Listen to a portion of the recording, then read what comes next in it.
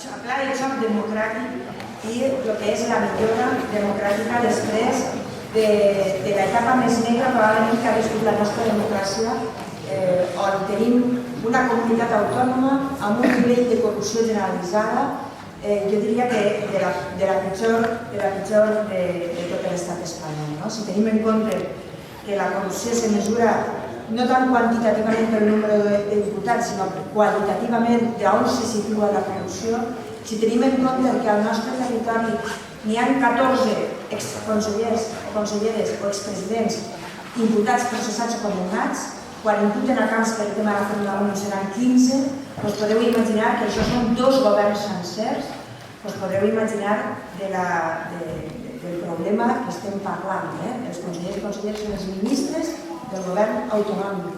15, que és l'equivalent a 2 governs sencers, és un número que si això passara en una altra comunitat autònoma o això haguera passat al Consell de Ministres, seria un escàndol que apareixeria tots els dies al Washington Post i a la premsa internacional. Per tant, hem aplegat ahir perquè tenim una democràcia feble, tenim una democràcia que no se pot defensar perquè totes les estructures de defensa han sigut enderrocades, no se pot defensar ni dels corruptes ni dels corrompedors. Perquè aquest és un altre tema que hem de tindre en compte, que jo espero que el programa se reflectisca molt bé. Per a que n'hi hagi corrupció se necessiten 2 parts.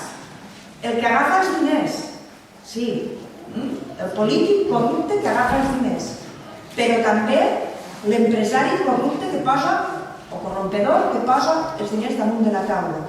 I aquestes 2 potes, una sempre s'invisibilitza, que són aquells que posen els diners damunt de la taula i que també haurem de treballar per erradicar no només els corruptes, sinó els corrompedors. Per això, el primer que hauríem de plantejar-nos és com comença la corrupció, quina és la causa de la corrupció. I en això és el que Compromís està treballant els últims 8 anys. Més que atacar quan ja s'ha produït la corrupció, que ja és fet tard, perquè ja s'ha saquejat els diners públics, algú s'ha enriquit, o s'ha finançat il·legalment un partit, o s'ha perpetuat en el poder un partit fent trampes en les eleccions, tot això que hem viscut, i això ja ho arreglen els tribunals, en la mesura en la que està en judiciància. Però, i la causa de la corrupció? Això és l'arreglo polític que nosaltres hem de buscar, perquè ahir, aquesta solució està en la política, no està en les tribunals. En això hem d'estar treballant quan hem dit, per exemple, hem obert una línia jurisprudencial, hem canviat la jurisprudència espanyola i esperem que això se confirmi en el Tribunal Suprem en els pròxims mesos, en el sentit que la denegació de documentació és una vulneració de drets fonamentals. I això hem aconseguit 14 sentències del Tribunal Superior de Justícia i una del Tribunal Suprem. El que hem plantejat és anem a anar un pas endavant, anem a fer propostes i lleis que el que facin és impossibilitar que la corrupció se produïsca, dificultar almenys que la corrupció se produïsca. Què hem proposat durant aquests 2 anys i que té que ser una de les forces del nostre programa electoral? Les propostes que fem que ja hem defensat en les institucions. Hem plantejat la creació de l'oficina antifrau, una mena de policia interna, si voleu, que són d'assumptes internos que són les pel·lícules, en la Generalitat, que s'ocupa de la investigació interna de la transparència dels processos, de la netedat, de l'honestedat d'autoritats i funcionaris.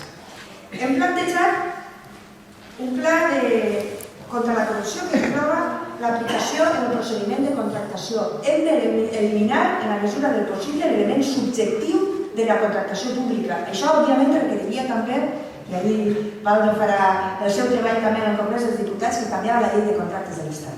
En la mesura que siguem capaços d'eliminar l'element subjectiu, és a dir, l'element de confiança que dona que al final decideixen les persones, sinó anar a elements objectivables i objectius, en la mesura que puguem fer això també tindrem més control i transparència. Proposem tancar les portes giratòries. Ahir mateix a l'Antuer, després ahir, debatia una proposta de Compromís en la qual les portes giratòries se tanquen. Què vol dir això?